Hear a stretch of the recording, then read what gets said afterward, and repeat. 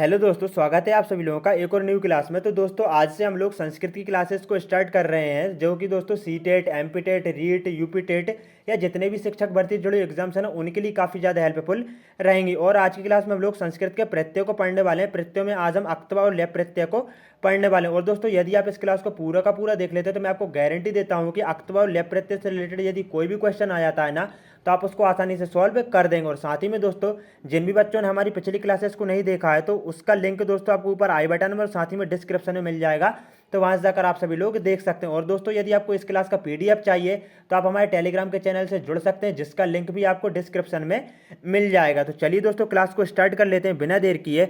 सबसे पहले हम पढ़ने वाले हैं अक्तवा प्रत्यय को, ठीक है ना।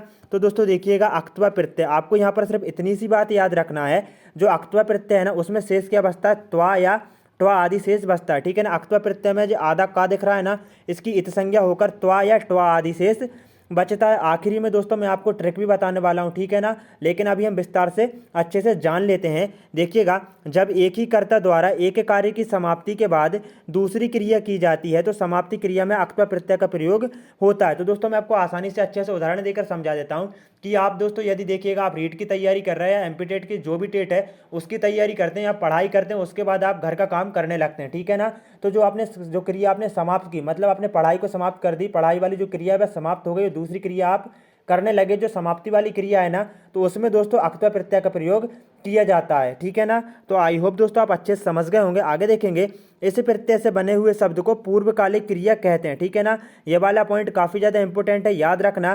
क्वेश्चन इस प्रकार से बन सकता है कि मतलब कौन सा प्रत्यय है जिससे बने शब्द को पूर्वकालिक क्रिया भी कहते हैं, तो वह अक्तवा प्रत्यय है। जैसे छात्र पठित्वा गृहम गच्छति। तो दोस्तों देखिएगा, यहाँ पर छात्र पढ़कर घर जाता है, तो आप देख सकते हैं यहाँ पर छात्र ने पहले पढ़ाई की, उसके बाद घर गया, मतलब कि एक क्रिया समाप्त हुई, दूसरी क्रिया स्टार्ट हुई। आगे देखेंगे तो दोस्तों देखिएगा, अक्तवा प्रत्यय में शेष तो आप समझ ही गए हैं, क्या बचता है, ट्वा या ट्वा आदि शेष बचता है। दोस्तों मैं आपको बार बार इसीलिए बता रहा हूं क्योंकि पूरे के पूरे प्रत्यय में जो इंपॉर्टेंट पॉइंट है ना, वह यही वाला है, ठीक है ना। आपको सिर्फ इतना जरूर से याद रखना है, बाकी का यदि आप भूल भी जाए तो कोई टेंशन नहीं है। आगे देखेंगे, इससे बनने वाले शब्द अव्यय होते हैं। ये वाला पॉइंट भी इंपॉर्टेंट है दोस्तों। जो अक्तवा प्रत्यय से जो भी शब्द बनते हैं ना, वह अव्यय होते हैं। कैसे होते हैं दोस्तों, अव्यय होते हैं, जिनका व्यय नहीं होता है। आगे देखेंगे दोस्तों, अब हम लोग अक्तवा प्रत्यय के जो उदाहरण हैं उनको देख लेते हैं, जिससे आपको अक्तवा प्रत्यय बिल्कुल पूरी तरह से समझ में आ जाएगा। बस दोस्तों आपको इतना याद रखना है, त्वा या ट्वा शेष बचता है, ठीक है। अब देखेंगे दोस्तों, यहाँ पर आप देख सकते हैं, ठीक है ना। तो देखिएगा दोस्तों, कृत्वा मतलब कि एक वर्ड है, ये इसमें दोस्तों क्रिया धातु हो जाएगी, और कौन सा मतलब क्या शेष बच रहा है दोस्तों, तो त्वा शेष बच रहा है। क्या शेष बच रहा है, त्वा शेष बच रहा है, आपको दिख रहा होगा, ठीक है ना। तो ये त्वा शेष बच रहा है, तो कौन सा प्रत्यय होगा, कत्वा प्रत्यय हो जाएगा दोस्तों। कृत्वा मतलब क्या होता है, करके होता है। आगे देखेंगे, दातवा, ठीक है ना। तो इसमें भी आधा मतलब कि त्वा शेष बच रहा है, ठीक है ना। तो यहाँ पर भी दोस्तों दा जो है ना, वह धातु हो जाएगी, यहाँ पर आप देख सकते हैं। और शेष क्या बच रहा है, त्वा शेष बच रहा है, तो यहाँ पर अक्तवा प्रत्यय हो जाएगा। एक बात और याद रखना दोस्तों, आप पूरा का पूरा जो वर्ड आता है ना, जैसे कि गाइस ये देखिए पीतवा आ रहा है, ठीक है ना। इसमें आपको सबसे पहले तो धातु देखना है, ठीक है ना। तो इसमें धातु क्या है, पीतवा में पा धातु है, ठीक है। उसके बाद शेष क्या बच रहा है, आधा ता और बाबाड़ा बा, मतलब कि त्वा शेष बच रहा है। तो यहाँ पर हम देख सकते हैं त्वा कैसे में शेष बचता है, अक्तवा प्रत्यय में शेष बचता है, तो यहाँ पर कौन सा अक्तवा प्रत्यय हो जाएगा। आगे देखेंगे, जितवा, ठीक है ना, जीतवा। तो यहाँ पर भी दोस्तों आधा ता और बा त्वा शेष बच रहा है। जी मतलब क्या है दोस्तों, धातु है। सबसे पहले आपको जो धातु है ना उसको हटाना है, उसके बाद जो शेष बच रहा है ना उस हिसाब से मतलब आपको प्रत्यय को लगाना है। तो यहाँ पर त्वा शेष बच रहा है, तो कौन सा प्रत्यय हो जाएगा, अक्तवा प्रत्यय हो जाएगा। तो दोस्तों आगे और भी उदाहरण देख लेते हैं। यहाँ पर आप देख सकते हैं गत्वा। तो दोस्तों गत्वा में गम धातु है, कौन सी धातु है, गम धातु है। दोस्तों धातुओं को भी याद कर लेना, क्योंकि अक्सर क्या होता है, प्रत्यय को ना पूछकर धातुओं को पूछ लिया जाता है। अब देखेंगे हसित्वा। तो दोस्तों यहाँ पर हस धातु हो जाएगी, ठीक है ना, जैसा कि आप यहाँ पर देख सकते हैं। और क्या शेष बच रहा है, आधा ता और बावाड़ा बा बच रहा है, ठीक है, त्वा शेष बच रहा है, तो यहाँ पर अक्तवा प्रत्यय हो जाएगा। इसी प्रकार दोस्तों यदि हम लिखते हैं दृष्टवा, मतलब उसमें क्या बच रहा है दोस्तों, ट्वा शेष बच रहा है, ठीक है। क्या बच रहा है, ट्वा शेष बच रहा है, ठीक है ना। दृष्टवा में दृष्ट धातु है, तो वहाँ पर भी क्या हो जाएगा, अक्तवा प्रत्यय हो जाएगा। तो दोस्तों आई होप आपको अच्छे से समझ में आ गया होगा। एक बार फिर से मैं आपको बता देता हूँ, जो कत्वा प्रत्यय है ना, इसमें त्वा या ट्वा शेष बचता है। यदि दोस्तों आप विस्तार पूर्वक यदि याद नहीं रहता है तो आप इतना तो याद रख ही सकते हैं कि इसमें क्या बचता है, त्वा या ट्वा आदि शेष बचता है। सबसे पहले आपको धातु को हटाना है, उसके बाद देखना है क्या शेष बच रहा है, और उस हिसाब से आपको प्रत्यय को लगाना है। तो यहाँ पर त्वा या ट्वा शेष बचता है तो हम अक्त्वा प्रत्यय को लगाएंगे। अब नेक्स्ट देखेंगे दोस्तों, हम लेप प्रत्यय को देख लेते हैं, ठीक है ना। कौन से प्रत्यय को? लेप प्रत्यय को देख लेते हैं। लेप प्रत्यय भी काफ़ी ज़्यादा इंपॉर्टेंट है और सीटेट वगैरह में तो काफ़ी ज़्यादा यहाँ से क्वेश्चंस को पूछा जाता है। अब दोस्तों हम लोगों ने अक्त्वा प्रत्यय में देखा क्या शेष बचता है, उसमें त्वा या ट्वा शेष बचता है। अब हम देख लेंगे दोस्तों लेप प्रत्यय में। तो गाइस देखिएगा, लेप प्रत्यय में क्या शेष बचता है, आगे उपसर्ग बा या शेष बचता है। मतलब कि सीधी सी बात यह है, कोई वर्ड है, ठीक है ना, उसके आगे सबसे पहले क्या लगा रहेगा दोस्तों, उसके आगे सबसे पहले उपसर्ग लगा रहेगा, ठीक है। क्या लगा रहेगा? उपसर्ग लगा रहेगा और अंत में या शेष बचेगा। क्या शेष बचेगा दोस्तों? या शेष बचेगा। यहाँ पर दोस्तों ला और पा की संज्ञा होकर या शेष बचता है अंत में, ठीक है ना। अक्त्वा प्रत्यय की तरह उसमें त्वा या ट्वा शेष बचता था, यहाँ पर लेप प्रत्यय में या शेष बचता है।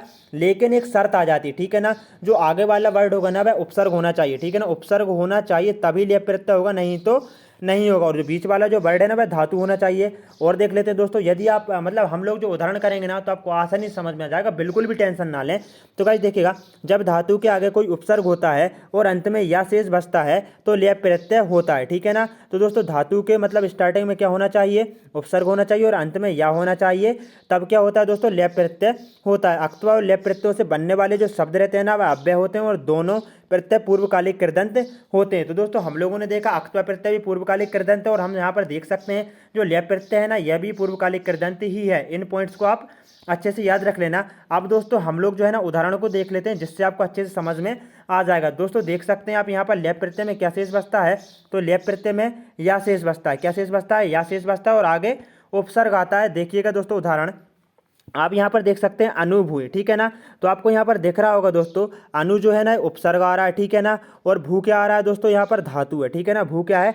धातु है और अंत में क्या शेष बच रहा है दोस्तों, या शेष बच रहा है। तो कौन सा उपसर्ग हो जाएगा, मतलब कौन सा प्रत्यय हो जाएगा, तो लेप प्रत्यय हो जाएगा। और यहाँ पर उपसर्ग कौन सा हो जाएगा, अनुपसर्ग हो जाएगा। इसी प्रकार दोस्तों हम अगला देख लेते हैं, प्राप्य, ठीक है ना। तो दोस्तों यहाँ पर प्राप्य में आप देख सकते हैं जो प्रा है ना ये तो उपसर्ग हो जाएगा, ठीक है ना। और उसके बाद आप देख सकते हैं दोस्तों आप जो, ठीक है ना, आप यहाँ पर देख रही हो कि धातु हो जाएगी और अंत में शेष क्या बच रहा है, या शेष बच रहा है।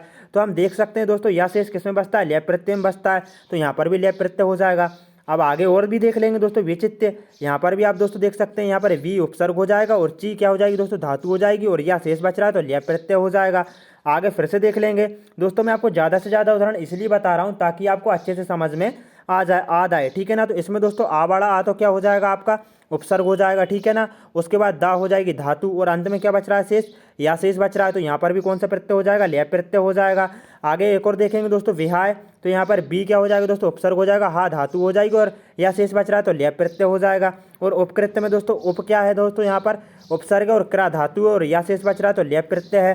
तो दोस्तों आपको सिर्फ इतनी सी बात याद रखना है, ठीक है ना। जो कत्वा प्रत्यय है ना इसमें शेष क्या बचता है, त्वा शेष बचता है। और हम वहीं पर बात कर लेंगे दोस्तों लेप प्रत्यय की, ठीक है ना। कौन से प्रत्यय की, लेप प्रत्यय में क्या शेष बचता है, तो या शेष बचता है। और दोस्तों लेप प्रत्यय में एक शर्त और है कि आगे क्या होना चाहिए, उपसर्ग होना चाहिए, ठीक है ना। तो दोस्तों आप इस क्लास को एक या दो बार अच्छे से देखेंगे ना तो आपको आसानी से समझ में आ जाएगा। दोस्तों आई होप आपको क्लास अच्छी लगी होगी। इसी तरह से गाइज हम लोग संस्कृत के टॉपिक बाय टॉपिक करते जाएंगे, धीरे धीरे पढ़ेंगे, अच्छे से पढ़ेंगे ताकि आपको अच्छे से याद हो जाए। और साथ ही में दोस्तों हम लोग इससे रिलेटेड कुछ MCQs है ना उनको भी लगाते जाएंगे जिससे आपको फीडबैक मिलता जाएगा। दोस्तों कल हम लोग जो है ना दो और इंपॉर्टेंट प्रत्ययों को पढ़ने वाले हैं, इसीलिए दोस्तों जिन्होंने भी चैनल को सब्सक्राइब नहीं किया प्लीज़ चैनल को सब्सक्राइब कर लें और साथ ही में लाइक करें, बेल आइकन को प्रेस करके ऑल बटन पर सेट कर लें। तो दोस्तों आज की क्लास में हम लोग जो अक्त्वा प्रत्यय और जो लेप प्रत्यय इन दोनों को पढ़ लिया है, कल हम तोमोन और ल्यूट प्रत्यय को पढ़ने वाले हैं। और साथ ही में दोस्तों जिनको भी इस क्लास का आपको PDF चाहिए तो आप हमारे टेलीग्राम के चैनल से जुड़ सकते हैं जिसकी लिंक आपको डिस्क्रिप्शन में मिल जाएगी। जय हिंद दोस्तों, वंदे मातरम, मिलते हैं को नेक्स्ट क्लास में।